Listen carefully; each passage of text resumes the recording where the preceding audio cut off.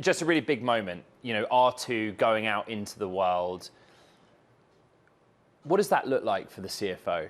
You talk about 3,000 delivery gain in early July.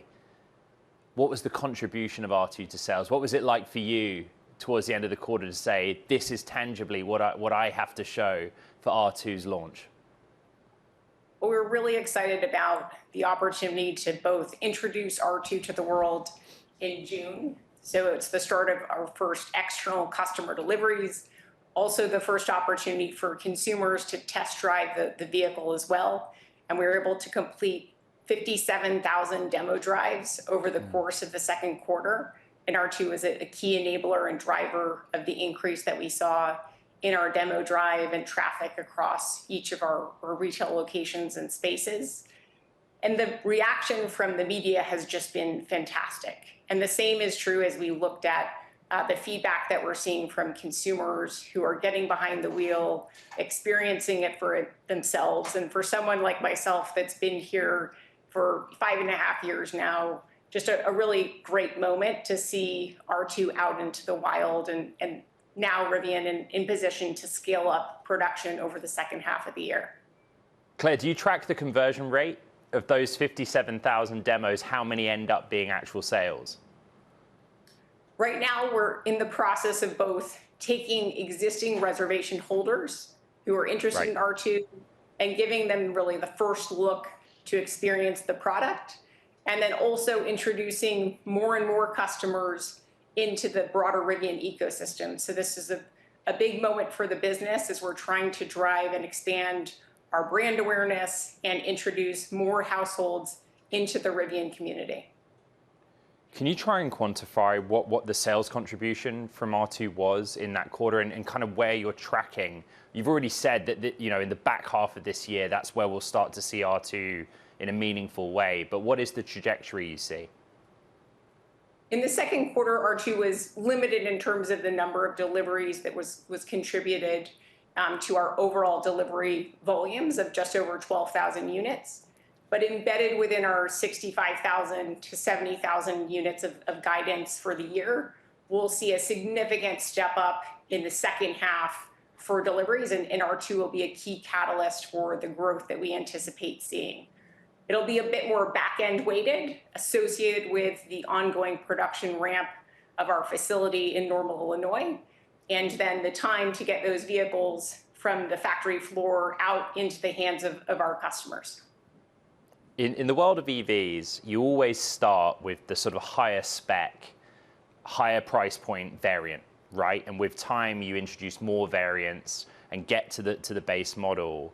I'm really interested in what the demand story is for R2 and how flexible you can be in adjusting which variants at which volumes you put through the line. I've spent a lot of time in the last 24 hours thinking about R1 and kind of how that went. And it seems like a long time ago now, but if the demand is for a specific spec on R2, can you get together with RJ and the factory leaders and say, guys, we need to pivot here? We wanted to simplify the execution for our launch. And so to your point, we're starting with our launch edition variant, which is the highest performance version of R2. It has a $58,000 starting price associated with it. And right now we're in the process of introducing customers from our reservation backlog to convert and order their very first launch edition vehicle. So we've been going through a very measured process of invitation to conversion and order. We've been encouraged by the conversion rate to the launch edition vehicles that are being offered today. And then over the course of this year, we'll introduce additional colorways, additional interior colors, and ultimately start to introduce some of the lower price variants of the product as well that will be fully in market by the middle of next year.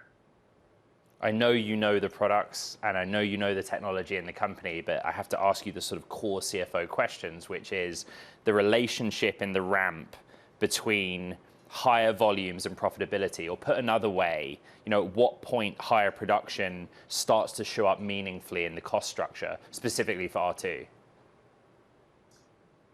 R2 is going to be a key enabler for Rivian's long-term automotive gross profit. And the great part is R2 has its own standalone unit economic trajectory and targets, but it also is a key catalyst for advancing and accelerating the profitability of our existing programs. So those are the commercial vans that we have in market, and then also the R1 program. So we're now building and scaling the Normal, Illinois facility and driving significant fixed cost leverage. And we're going to see that start to take hold in the fourth quarter of this year.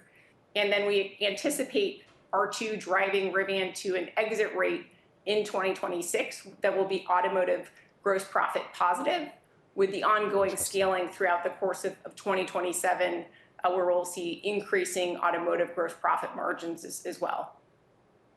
You tap the equity markets in the quarter, let's say opportunistically, right? And you outlined in the letter all of the financing that's available to you through different mechanisms. But how ready do you stand to be opportunistic again, and go back to the equity market if you need to?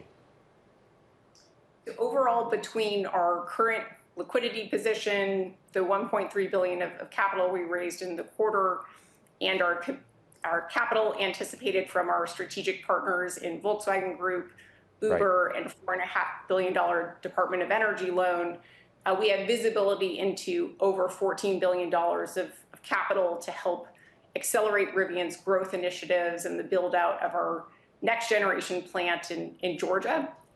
However, as you mentioned, we've always had a practice of maintaining an opportunistic stance as it pertains to capital raising and making sure that we're always maintaining a robust and strong balance sheet position. Regulatory credits were up and a factor in the quarter. What's the story there, Claire? We had just over 100 million of regulatory credits in the quarter.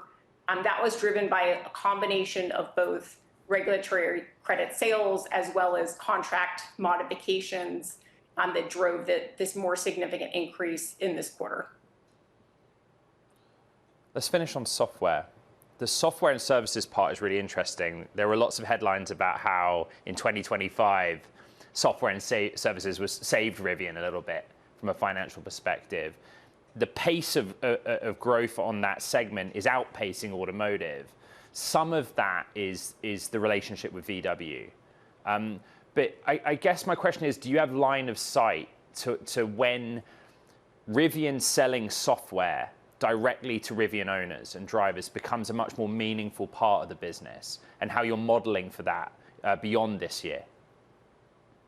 So for this year right now, the joint venture represents about 60% of our software and services revenue. That will decrease over time, especially as we introduce advanced autonomy and into a growing car park and see additional sales of software features to our customers. So today we have a Fleet OS subscription, for example, to every one of our commercial vans that we sell to Amazon. And that creates a recurring high margin revenue stream that's quite predictable for the business and something that's been a significant tailwind for us, as evidenced by the fact that we were able to deliver a 42% gross profit margin in Q2 as well.